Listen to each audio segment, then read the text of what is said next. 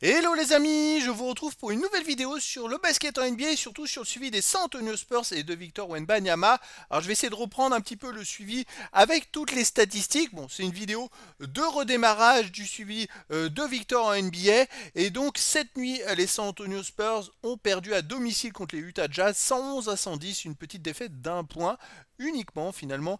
C'était plutôt serré et c'est vrai que on aurait pu penser que les Spurs allaient gagner contre les Utah Jazz qui restaient sur beaucoup de défaites en ce début de saison, pas un très bon début de saison. En plus, les deux équipes s'étaient affrontées il n'y a pas si longtemps que ça et les Spurs avaient gagné très facilement. Et malheureusement, les Utah Jazz ont mené tout le match et l'ont emporté. Alors, on va revenir dans cette vidéo sur les stats du match avec les stats des équipes et des joueurs. On verra ensuite le classement des Spurs à l'issue de cette nouvelle rencontre. On verra les stats de Wemby sur ce match-là et puis ses meilleures performances sur un match. On verra aussi ses performances en saison régulière arrêtées à 20 ans et maintenant 21 ans. J'essaierai d'actualiser plus tard d'autres statistiques comme dans l'histoire de la NBA tout court et puis surtout dans l'histoire des San Antonio Spurs. Et dans l'histoire des Français en NBA, on verra aussi les trophées et meilleures performances de Victor en NBA. Bon, je vais essayer d'incrémenter. Dès que j'aurai des infos, je rajouterai des infos dans cette page-là. Et on terminera par le prochain match des San Antonio Spurs afin de se fixer rendez-vous pour la suite. Alors Victor dans cette rencontre a fait quand même 24 points, 16 rebonds et 7 contres et surtout il a marqué 6 paniers à 3 points, c'est un record pour lui sur un match. 6 sur 9 à 3 points, ça a été très bon. Donc on va revenir sur les stats de la rencontre. Les Utah Jazz ont remporté le premier quart-temps 25 à 22, puis le deuxième quart-temps 28 à 23, donc ils menaient à la mi-temps 53 à 45. Troisième quart-temps, les Spurs passent devant, ils gagnent le quart-temps 37 à 29 pour revenir à égalité à la fin du troisième quart-temps et puis dernier quart-temps gagné par Utah 29 à 28, un match très serré au final et une victoire d'Utah. Côté Utah, on peut noter Mark Cannon qui a marqué 20 points, mais bon, 5 sur 15 au tir, il n'a pas été super adroit. Sinon, on a Sexton, 23 points avec 8 sur 13 au tir, il était très bon. En sortie de banc, on a eu 15 points pour John Collins, je crois qu'il s'est blessé malheureusement pour lui. 16 points pour Clarkson à 5 sur 15 au tir, il n'a pas été très adroit, mais il a marqué des points importants en fin de match. Et Zhu Zhang qui a marqué 10 points. Voilà, une victoire d'Utah qui, je dirais, qui n'est pas non plus imméritée, mais c'est vrai que les Spurs n'ont pas montré leur meilleur niveau. On avait côté Spurs retourne de Devin Vassell qui revenait de blessure. Et c'est vrai que Devin Vassell il a quand même mis 21 points à 8 sur 13 au tir, mais ça n'a pas suffi.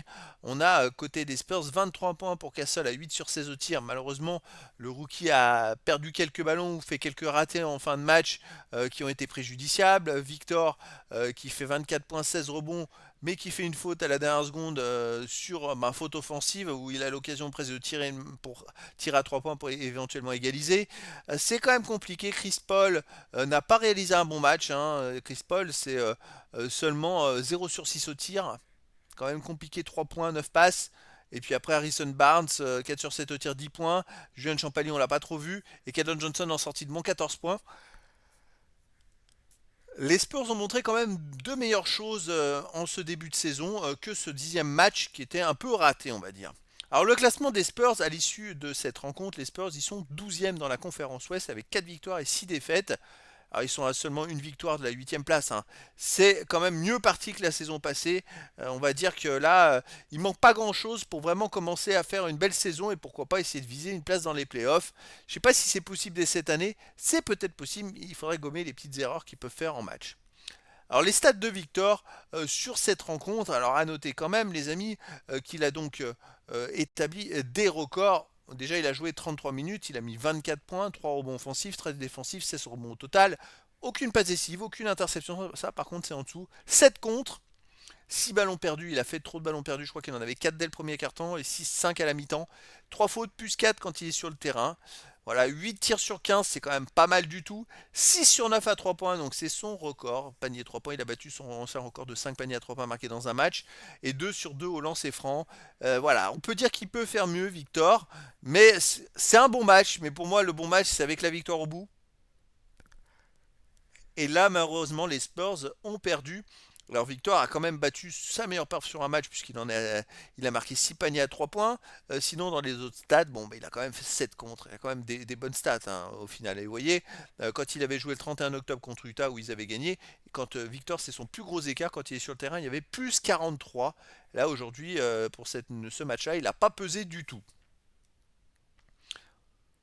Alors, on va aller maintenant voir les stats en carrière. Alors, il y a les stats des deux saisons 2023-2024 et 2024-2025. Là, on peut s'apercevoir qu'il tourne à moins de points que la saison passée, 18.3 contre 21.4, 10 rebonds 2 contre 10 rebonds 6, légèrement en dessous, les passes 2-4 contre 3-9, moins également. Après, il y a Chris Paul qui est arrivé, donc c'est pas pareil. Chris Paul, c'est un vrai meneur.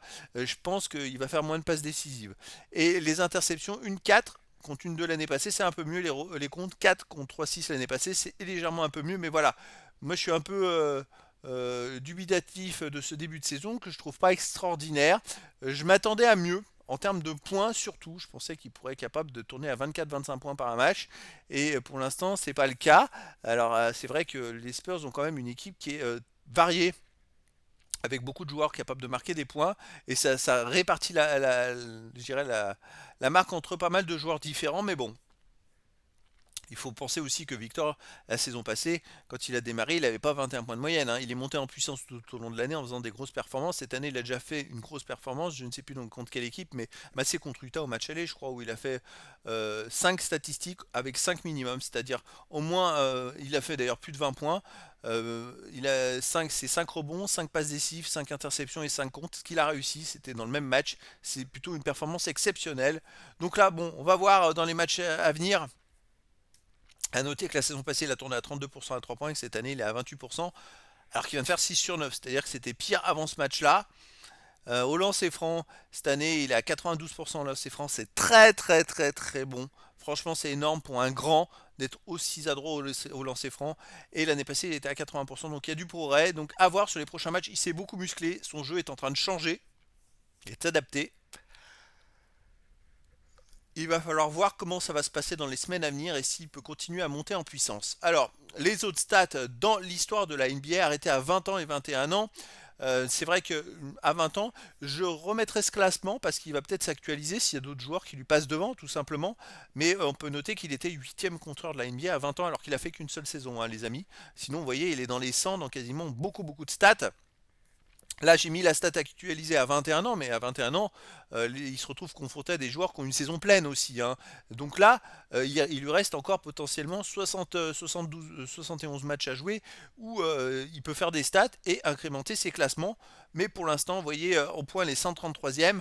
Au contre, il est quand même 18e de l'histoire de la NBA à 21 ans, alors qu'il a même, il vient de démarrer la deuxième saison. Sinon, on a quoi qui est intéressant? Les 3 points, je vais quand même surveiller parce que les 3 points, il en marque beaucoup, hein. En marqué, il est 86e et en tenté, il est 74e. C'est quand même pas mal. C'est vrai que pour un joueur qui est aussi grand, marquer autant à 3 points, c'est énorme. Et sinon, voilà, il est dans les 100 dans pas mal de stats. À surveiller donc les contres. Et les 3 points, et puis après les autres stats qui découleront aussi. Et puis il va falloir voir s'il est plus régulier et s'il augmente sa moyenne par match. Ça, je vous tiendrai au courant de toute façon pour ces stats-là. Pareil, les stats des San Antonio Spurs, il faut que je les mette à jour et je vous tiendrai au courant également.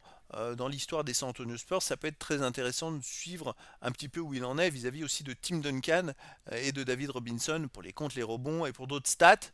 Qu'est-ce qu'on a d'autre? On a dans l'histoire des Français en NBA, ça aussi il faudrait que je le mette à jour, donc je vous mettrai à jour aussi les stats. Cette année ça va être assez prolifique. Et puis en plus ce qui va être parlant, c'est qu'il va falloir que je vois comment je vais gérer, puisqu'on a du Bilal Koulibaly qui est à 20 ans, et donc Victor il a 21 ans, mais Bilal Koulibaly c'est sa deuxième saison en NBA, donc peut-être qu'il va pouvoir commencer à avoir des bonnes stats. Et puis on a aussi à 19 ans Zachary Rizaché qui arrive, qui va faire une grosse saison. Il a déjà fait une grosse performance avec 33 points dans une rencontre avec 6 sur 10 à 3 points où il a été exceptionnel. Bon, c'est le numéro 1 draft, ok, mais voilà. Puis il y a Alex Sarr aussi, il y a pas mal de joueurs qui sont présents cette saison, des jeunes, et qui peuvent influencer l'histoire. C'est vraiment top. Je vais voir comment je peux mettre ça dans les vidéos. Alors les trophées, j'ai repris un peu les performances de la saison passée où il était meilleur compteur des Spurs à 20 ans, plus jeune joueur des Spurs à faire un triple-double, plus jeune joueur de l'histoire de la NBA à faire un 5 by 5, c'est-à-dire 5 stats au moins avec 5 minimum. Premier joueur NBA à réussir plus de 25 points, 10 rebonds, 5 passes, 5 contre, 5, plus 5 paniers à 3 points en un match.